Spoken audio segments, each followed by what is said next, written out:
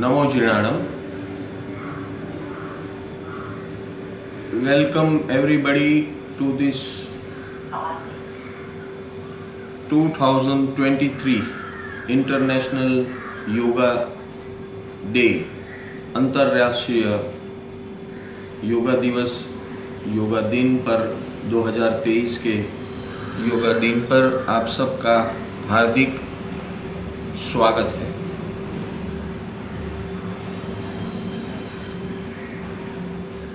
आज से हम एक नई शुरुआत करने जा रहे हैं अपने जीवन की. आप सब आए हैं, बड़े उत्साह से जुड़े हैं हमारे साथ और एक जीवन की नई यात्रा शुरू करने के लिए तैयार हो जाए. हम रूढ़िगत जीवन जीते हैं, रूढ़िगत विधि क्रियाएं धर्म की दृष्टि से करते हैं. मानव सृजित धर्म, कोई जैन धर्म, कोई बौद्ध धर्म, कोई सिख, ईसाई और अन्य धर्म का पालन करते हैं. जो धर्म हम ये अभी नाम बोले हैं वो मानव सृजित है. मूल धर्म वो है लॉ ऑफ नेचर, जिसके आधार पे हम सारे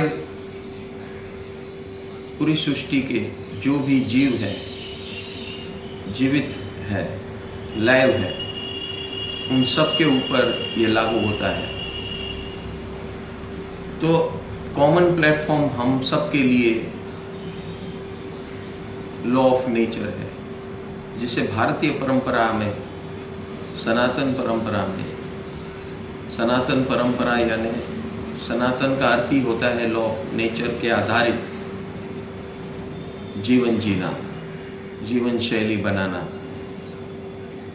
इसे कहते हैं सनातन परंपरा. So I invite you all to this thought process of living according to law of nature, और you can say cosmic law. ये सारी सृष्टि, सूर्य, चंद्र, तारे, ग्रह, नक्षत्र, ये सब हमारा एक परिवार है. हम एक ग्रह के ऊपर, जिसे हम पृथ्वी कहते हैं, हम रहते हैं. लेकिन सृष्टि के अंदर जो भी कुछ आ जाता है, सबके ऊपर एक ही सरीका कानून लागू होता है, जिसे हम लॉ ऑफ नेचर कहते हैं. And it is scientific and there is no change in that. इसके अंदर सबके लिए एक ही सरीखा होता है, कोई भेदभाव नहीं होता है, और इसीलिए सरल बनता है एक कॉमन प्लेटफॉर्म के ऊपर, जो हमारे रोज बरोज के जीवन के अंदर मानव जीवन जीते जीते हम जाति, ज्ञाति, धर्म और देश, ये जो विभागीकरण हमने किया है वो मैनेजमेंट के लिए किया है, यानी कि उसे सही तरह चलाने के लिए किया है. लेकिन जैसे हम किसी को बिलोंग करने लगते हैं, कोई भी जाति, ज्ञाति, धर्म या देश को, तो हम उसके बनकर बाकी से हम दूर हो जाते हैं या विरुद्ध हो जाते हैं. यही हम सबसे बड़ी गलती करते हैं, क्योंकि हम इंसान हैं और इंसान का धर्म है लॉ ऑफ नेचर के मुताबिक सबको उपयोगी बनना, सबको साथ में लेकर चलना. मानव जाति इस सृष्टि के अंदर पिता समान है. उसका रोल है सबकी देखरेख करना, सबका रक्षण पालन करना. ये सबसे बड़ा धर्म है मानव जीवन का. और मानव ज्ञाति, जाति, धर्म और देश में बंटकर अपने आप को खो देता है और वहाँ से प्रॉब्लम शुरू होती है। दृष्टिकोण का भेद है, और ये दृष्टिकोण का जो भेद है, हाँ, जाति ज्ञाति अपनी जगह है, धर्म अपनी जगह है, सबका अपना अपना महत्व है, अहम है, जुरिस्डिक्शन है, लेकिन एक दूसरे से टकराव के लिए नहीं है, वो अपने आयोजन के लिए है। ये ध्यान में रहे। लेकिन मूलभूत we all belong to this nature, we are part and parcel of this nature. हम इस सारी सृष्टि के अंग हैं। सारी सृष्टि मेरा परिवार है और मैं इस सृष्टि का अंग हूँ। जिस दिन इस दृष्टि से देखना शुरू कर देंगे, जीवन के 50 से 60% हमारे जितने टकराव होते हैं, टेंशन और स्ट्रेस होते हैं, वो ख़त्म हो जाते हैं। सो एजुकेशन ऑफ, हम जिसे शिक्षण कहते हैं, वो शिक्षण लॉ ऑफ नेचर आधारित जिस दिन से हो जाएगा हमारी शिक्षण व्यवस्था में, बचपन से हमें इस प्रकार, बचपन तो क्या, माँ के गर्भ से हमें इस प्रकार संस्कार दिए जाएंगे, तो अपने आप ये दुनिया कुछ अलग बन जाएगी। और ये इस प्रकार देखने की दृष्टिकोण की ज़रूरत है। जिस दिन, जिस देश में, जिस समाज में ये परंपरा शुरू हो जाएगी, और हमारे भारत के अंदर आज के इतिहास के मुताबिक 10,000 पुरानी संस्कृति है, 10,000 साल पुरानी संस्कृति है। वैसे हमारे धर्म ग्रंथ, आगम, पुराण, वेद, उपनिषद करोड़ों करोड़ों साल पुराने हैं, ऐसा बताते हैं। ऋषि, मुनि, महात्मा, संत, साधु ये बताते हैं हमारे स्क्रिप्चर्स में से कि हमारी परंपरा अति प्राचीन है। सारे विश्व के अंदर अगर संस्कृति और संस्कार अगर है इस विश्व में जिसमें हम रहते हैं, वो भारतीय परंपरा है, और इसे सनातन परंपरा भी कहते हैं। सनातन इसीलिए मैंने आपको पहले ही बताया कि सनातन का अर्थ है living as per law of nature. That is the basic essence and asset, विचारधारा। क्योंकि मैं जब सृष्टि का अंश हूं, ये धारण कर लिया, तो सृष्टि के सारे नियम मुझ पर और सब पर लागू होते हैं। और इसी दृष्टिकोण से हमें देखकर अपना जीवन जीना है। योग दिवस के अंदर, अंतर्राष्ट्रीय योग दिवस है, और इस थॉट प्रोसेस की जागृति पूरे ग्लोब में लानी है, पूरी धरती पर लानी है, पूरे अर्थ पर लानी है। जाति, ज्ञाति, धर्म और देश के परे होकर। हाँ, ये सब बाउंड्रीज जो बनाई गई है, it is just for management purpose, nothing more than that, but that does not mean we have to fight against each other. And this fight is just because of ignorance of the ultimate reality. मैं सृष्टि का अंश हूँ, मैं मेरे 4 लोग के परिवार का अंश नहीं हूँ मात्र। हमारी सोच यहाँ तक आ गई है, 4 दीवार में हम जिसके साथ रहते हैं, छत के नीचे, एक छत के नीचे, इसको ही हमने खाली परिवार माना है। और यहाँ से भेद शुरू होता है और प्रॉब्लम की श्रृंखला शुरू होती है विचारधाराओं से। तो चलो, हम सबसे पहले आपको हम समझाते जाएंगे और साथ में हम प्रैक्टिस भी करते जाएंगे। तो योग का अर्थ है हमको खुद के साथ जुड़ना। सारी कायनात, ये सृष्टि के साथ जुड़ना, और सृष्टि में जो कोई भी है, पृथ्वी, पानी, अग्नि, वायु, वनस्पति, जीव जंतु, पशु पक्षी, मनुष्य, ये सब के साथ जुड़ना। देवलोक, हमारे परंपरा के अंदर देवलोक और नर्कलोक का भी वर्णन किया गया है, जहाँ पर जीव सृष्टि रहती है। तो ये सारे हम सब एक परिवार है, और मानव जीवन सर्वश्रेष्ठ है, जहाँ पे मानव को, हर मानव को अपने तरीके से जीने की 20% की स्वतंत्रता मिली है। 20% इसलिए कह रहा हूँ कि 20% के अंदर वो अपना जो भी वर्तमान है वो चेंज कर सकता है। बाकी 80% नॉन चेंजेबल है उसके लिए, जैसे कि किस घर में जन्म लेना, किस वातावरण में जीना, किस लोकालिटी, किस समाज को बिलोंग करना, ये सब उसके हाथ में नहीं होता है, ये जन्म से निर्धारित होता है।